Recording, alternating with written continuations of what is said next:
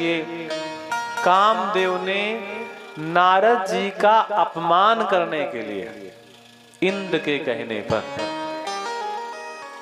अपने बाणों का उपयोग किया, और जब उन बाणों का असर किसी प्रकार से नारद जी के ऊपर नहीं हुआ तो उसी कामदेव ने जाकर के नारद जी से क्षमा प्रार्थना की।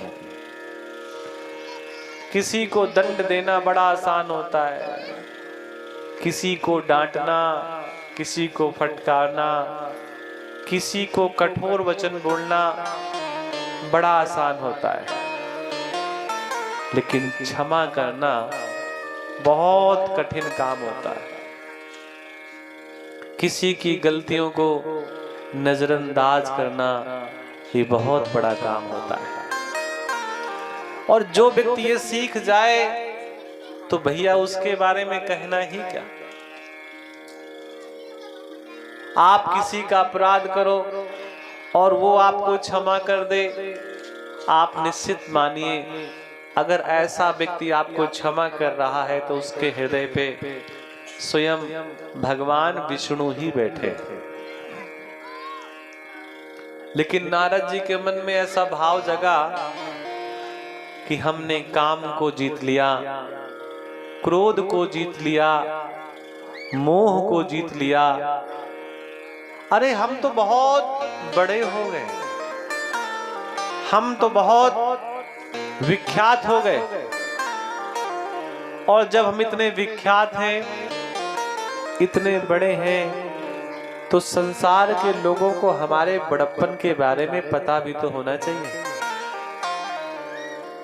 वो ऐसा होता भी है। संसार के लोगों को उस बड़प्पन के बारे में पता भी तो हो। अच्छा, ये बात किसी और को नहीं पता है, इंद्र और नारद और कामदेव के अलावा, कि नारद ने काम, क्रोध और मोह सबको जीत लिया। कभी भी कोई बड़ा पद मिल जाए, बड़ी ख्याति मिल जाए, बड़ी वस्तु मिल जाए तो भैया उसका प्रचार बहुत ज्यादा नहीं करना चाहिए। बहुत ज्यादा प्रचार करने से उसके खोने का डर भी बना रहता है।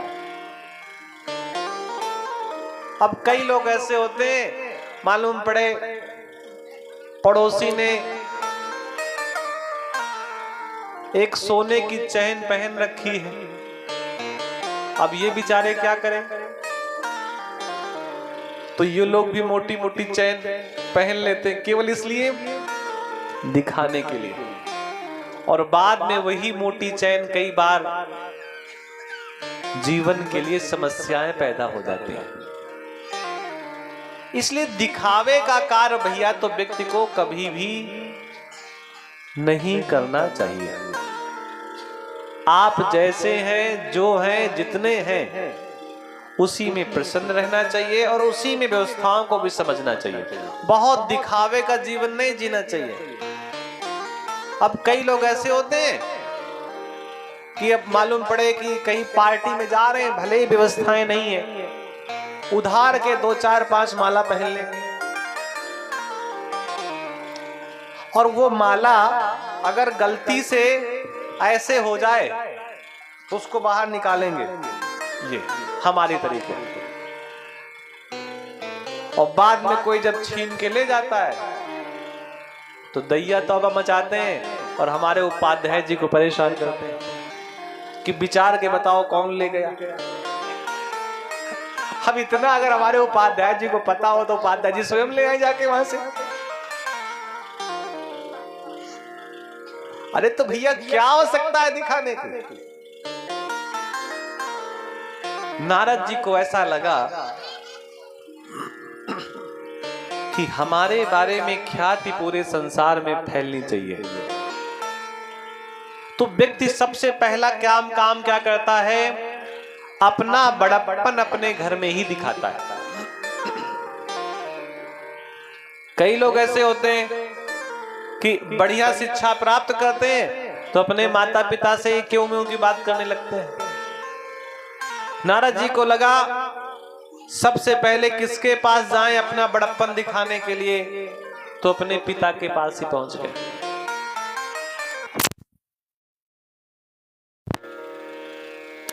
उस बड़प्पन को दिखाने के लिए अपने पिता के पास पहुंचे और ब्रह्मा जी से कहा कि पिताश्री, आप कामदेव को नहीं जीत पाए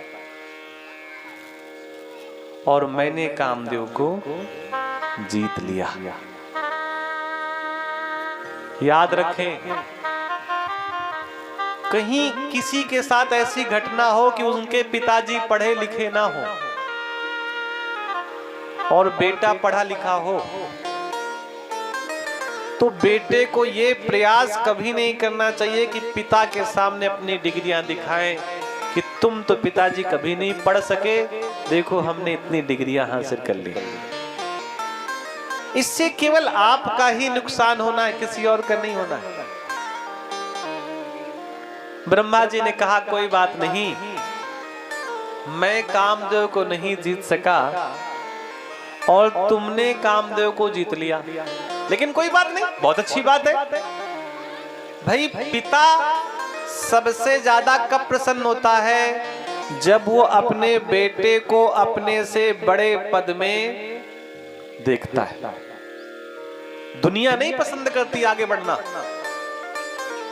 लेकिन अपने बच्चे को आगे बढ़ते हुए देखते हुए सबसे ज्यादा किसी को खुशी होती है तो कौन होता है? उनके माता और पिता। माता पिता अपने बच्चों को आगे बढ़ते देखना चाहते हैं, उन्हें ऊंचे पावदान पर पहुंचते देखना चाहते हैं। समाज नहीं, समाज तो चाहती है आप गड्ढे में गिर जाएं। ब्रह्मा जी ने कहा पुत्र, तुमने काम को जीत लिया, ये बहुत बड़ी बात है, बड़ी अच्छी बात है, बड़ी श्रेष्ठ बात है, लेकिन इस बात का प्रचार अपने गुरुजी के सामने कभी मत करना। अपनी उपलब्धि का प्रचार प्रसार अपने माता पिता के सामने और गुरु के सामने प्रयास करना चाहिए, कभी ना करें। ब्रह्मा जी ने तो समझाया, नारद जी को समझ में नहीं आया। नारद जी ने मन में विचार किया, काहे रोक रहे पिताजी। अच्छा, एक बात और होती है, जब कोई व्यक्ति किसी कार्य को करने से रोकता है तो व्यक्ति को ऐसा लगता है एक बार करके देख ले, काहे रोका जा रहा। पहले जब वो लैंप का शीशा होता था ना, लालटेन, शाम को समय जब उसे जलाया जाता था तो बड़ा चमकता था। आज भी बल्ब चमकते हैं, लेकिन वो लैंप का शीशा प्रकाश तो देता था लेकिन गर्म भी बहुत जल्दी हो जाता था। अब छोटे बच्चे बेचारे जो 2 साल के हैं, 2.5 साल के हैं, जिनको नहीं पता, वो उसको पकड़ना चाहते हैं। क्या करना चाहते हैं? और माता पिता मना करते हैं, बेटा छूना नहीं, बहुत गर्म है, तात है, तत्ता है, ऐसे बोलते हैं ना माता है, बेटा छूना नहीं, तत्ता है। अब वो नहीं मानता है, वो पूरा पकड़ लेता है जाके शीशे को ऐसे, और जैसे ही पकड़ता है उसकी गर्माहट जब उंगलियों में छप जाती है, तब उसको याद आता है कि माँ ने तो मना किया था। अभी बरसात का मौसम आएगा 2 महीने बाद, जब आप अपने घर में प्रकाश के लिए कुछ प्रज्वलित करेंगे, दीपक जलाएंगे, तो पतंगे निकलते हैं और पतंगे उस चमचमाहट भरी अग्नि को देख करके उसे गले लगाना चाहते हैं। अरे बोलते हैं कि तू भी चमक रहा है, पीला पीला, मैं भी पीला पीला, तू तो मेरा भाई है, और गले लगना चाहते हैं अग्नि के। और जब वो पतंगे अग्नि के गले लगना चाहते हैं तो अग्नि उनको जला करके नष्ट कर देती है। ब्रह्मा जी ने मना किया कि पुत्र, गुरु जी के सामने कभी इस प्रकार की चर्चा मत करना। तब नारद गवने शिव पाही, जिता काम अहिमित मन माही। नारद जी शिव जी के पास पहुंच गए। पिताजी के मना करने के बावजूद भी अपने गुरु जी के पास पहुंच गए और भगवान शंकर ने नारद को आया हुआ देख करके उन्हें एक उचित आसन पर बैठाया। अच्छा, उचित आसन क्यों दिया? क्योंकि नारद जी भगवान विष्णु का मन है और नारद जी को आते हुए देख करके शंकर भगवान को लगा भगवान विष्णु ही आ रहे हैं। और ऐसा आप लोग देखते भी होंगे भाई, जैसे किसी के पिताजी को आपने निमंत्रण दिया, अब किसी कारण से पिताजी ना आ सके, बेटा आ रहा हो, तो व्यक्ति बेटे को भी उतना ही आदर देता है जितना पिता को देता है। तो नारद जी को बड़ा आदर दिया भगवान शंकर ने और भगवान शिव ने कहा कि आप बहुत दिन बाद आए हैं और कोई अब आप कथा सुनाइए, जो कथा बड़ी दिव्य हो, रसीली हो, प्रिय हो, मन को अच्छी लगने वाली हो। कोई ऐसी राम जी की, कृष्ण जी की कथा सुनाइए। नारद जी ने कहा भगवान शंकर, वो कथाएं अब पुरानी हो गई हैं। राम जी की कथा क्या हो गई है? पुरानी। अब आजकल नई कथा चल रही है और उसी नई कथा को सुनिए। शिव जी को लगा कि राम जी की कथा पुरानी हो गई। राम जी की कथा कभी पुरानी होती है क्या? अपने यहाँ जो पुराण है, जो 18 पुराण हैं, जिनमें अनेकों अनेकों कथाएं लिखी हैं, उनको पुराण बोलते हैं। क्या बोलते हैं? पुराण। और पुराण का मतलब ही होता है जो पुराना ना हो। एक दिन का पढ़ा हुआ पेपर दूसरे दिन अच्छा नहीं लगता, लेकिन कितनी बार लोगों ने रामचरितमानस का पाठ किया, भागवत जी का श्रवण किया, बिल्कुल हमेशा नया ही लगता है। मार चरित शंकर ही सुनाए, अति प्रिय जानी महेश सिखाए। अब नारद जी ने अपनी कथा सुनानी प्रारंभ कर दी। अपनी कथा बोले, वो राम जी की कथा मत सुनो, अब हमारी कथा सुनो।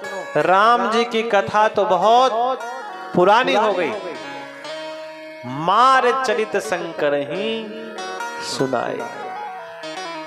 नानी के सामने ननिहाल की बात करना बड़ा छोटा विचार है। आप अपनी नानी के सामने नानी के गांव की चर्चा करें। अरे नानी को तो सब कुछ पता ही है, उनसे क्या ननिहाल की चर्चा करना। मार चरित शंकर ही सुनाए, मार चरित शंकर जी को सुनाया। अच्छा, एक बात और ध्यान दीजिए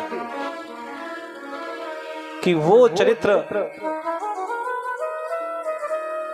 भगवान शिव के सामने प्रकट किया नारद जी ने।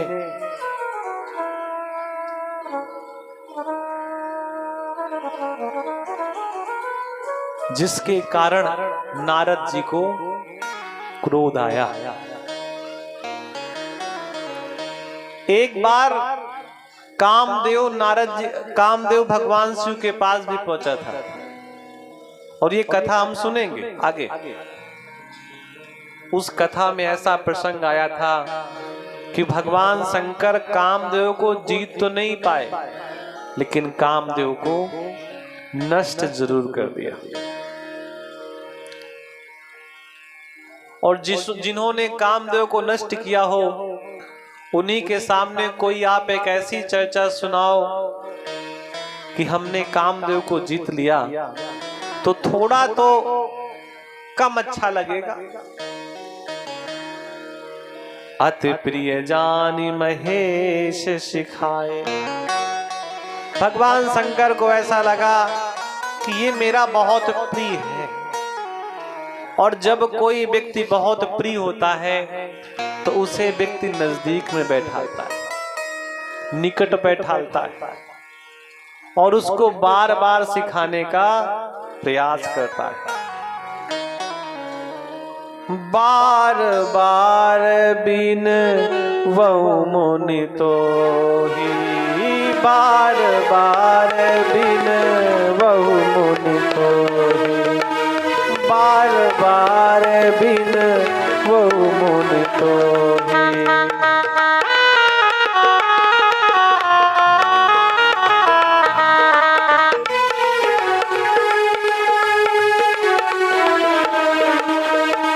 जिम यह कथा सुनायहु मोहि, जिम यही कथा सुनायहु मोहि, तिम जनि हरि सुनावहु कबहु, चले वो प्रसंग दुरायहु तबहु।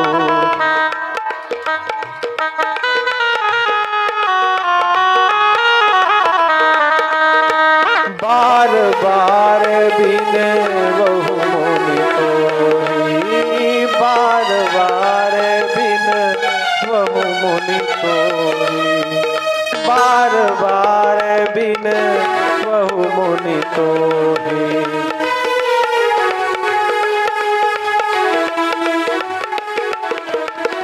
मंगल भवनी अमंगल हारी, द्रवहु सुदशरथ अजिर बिहारी। मंगल भवनीय मंगल हारी, द्रवहु सुदशरथ अजिर बिहारी। बार बार बिन वहु मुनि तोहि। नारद जी से भगवान शंकर ने बार बार विनय किया। जिम यह कथा सुनायहु मोहि। कथा क्या सुनाई थी कि हमने कामदेव को जीत लिया, हमने क्रोध को जीत लिया, हमारे मन में किसी प्रकार का अहंकार नहीं है। आप कल्पना करिए, ऐसा संसार में कौन है जो काम क्रोध को जीत सके। काम को जीतने के चक्कर में लोग मर करके चले गए, क्रोध को जीतने के चक्कर में लोगों ने अपने प्राण त्याग दिए, लेकिन क्रोध को जीत नहीं पाए। जीवन की आखिरी अवस्था तक व्यक्ति मोह को कहां जीत पाता है। एक किसी व्यक्ति से नारद जी ने कहा, हमारे पास एक ऑफर है कि आप स्वर्ग चलिए। अब वो जवान आदमी था, उसने कहा अभी हमको स्वर्ग वर्ग नहीं जाना है, अभी तो हमको बहुत काम करना है, आप 20 साल बाद आना।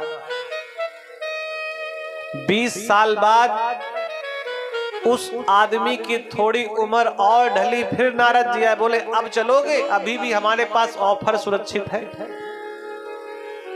भाई जब स्वयं से प्राण निकलेंगे तो पक्का नहीं है कहां जाओगे, लेकिन मैं गारंटी देता हूं कि तुमको मैं स्वर्ग में ले चलूंगा।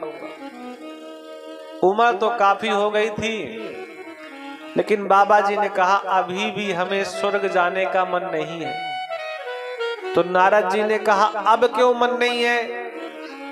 तो बूढ़े व्यक्ति ने कहा छोटे बेटे की बहू आई है और सुबह सुबह बहुत बढ़िया बढ़िया घी के पराठे बना करके देती है। हमें क्या करना है स्वर्ग जा करके? हमको तो स्वर्ग का सुख यही मिल रहा है। बाबा जी ने कहा ऐसा करना, 10 साल बाद आना। नारद जी ने कहा ठीक है भाई, तुम कहते हो 10 साल बाद फिर आते हैं।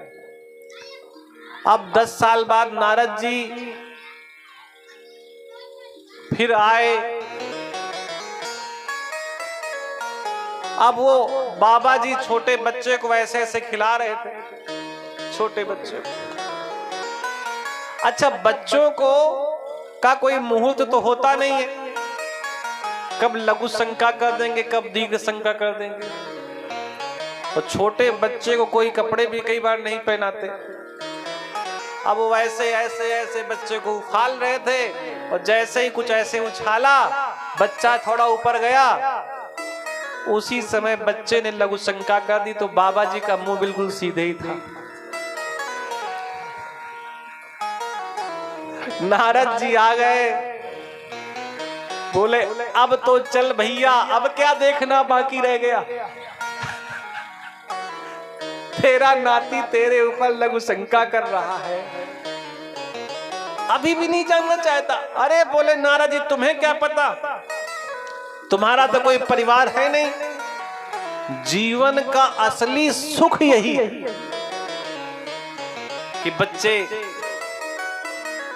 इस प्रकार का आनंद प्रदान करें। तो भैया ये निश्चित मानिए कि अगर कोई व्यक्ति, बड़ा व्यक्ति कोई बात कहता है तो प्रयास करना चाहिए, उसे मानना चाहिए। बार बार बिनवो मुनि तोई। आप कल्पना करके देखिए, भूत भामन भोलेनाथ भगवान शंकर नारद से विनय कर रहे हैं। और विनय क्यों, किस लिए कर रहे हैं?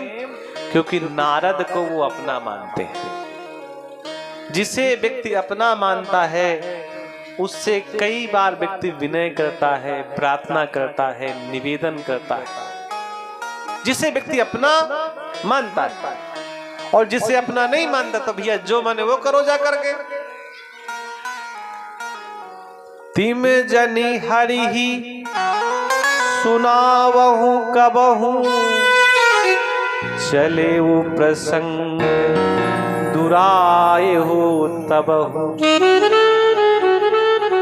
अरे हमारे सामने तो आपने प्रसंग सुना दिया कि आपने काम को जीत लिया, लेकिन श्री हरि विष्णु के सामने कभी इस प्रसंग को गलती से ही मत कहना। और अगर वहां चर्चा होने लगे कि नारद जी ने कामदेव को जीत लिया है, तो किनारे हो जाना, दूर हो जाना।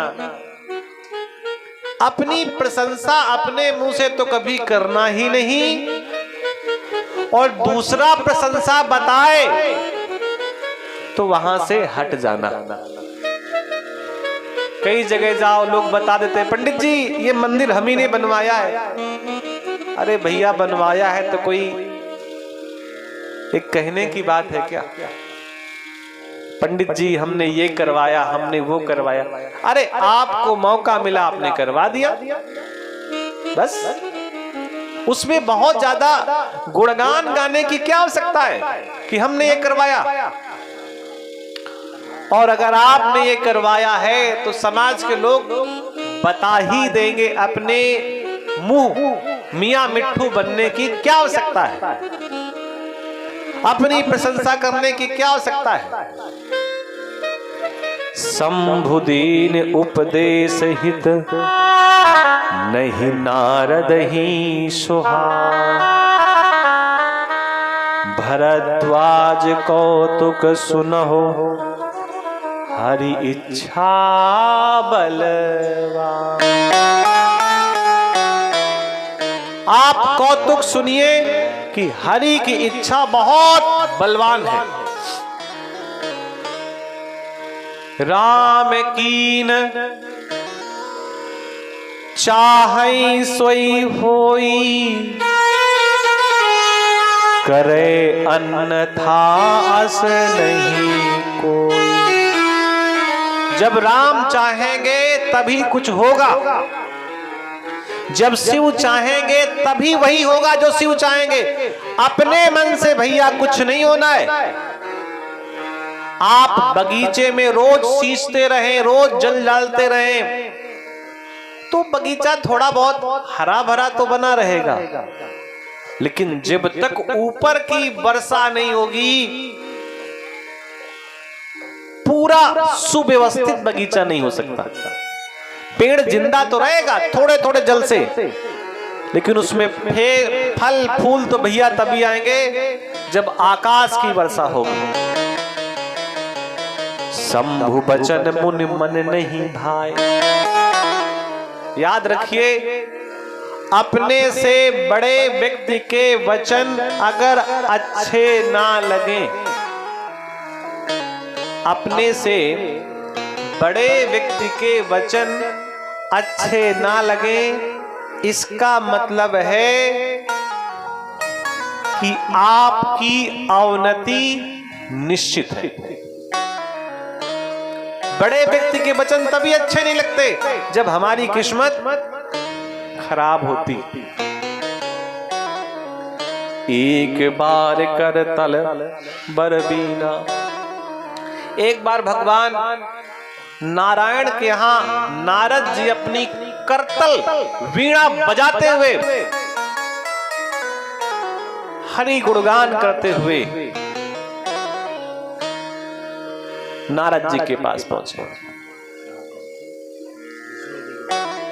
विष्णु जी के पास पहुंचे नारद जी। और विष्णु जी को तो सब पता ही था। छोटा बच्चा जब अपने पिता के पास जाता है और बड़ी मीठी मीठी बातें करता है, तो पिताजी तो जान जाते हैं कि होली है, रंग लाने के लिए इस प्रकार की मीठी मीठी बातें कर रहा है। भगवान विष्णु क्या नहीं जानते। बोले वृंदावन बिहारी लाल की जय हो।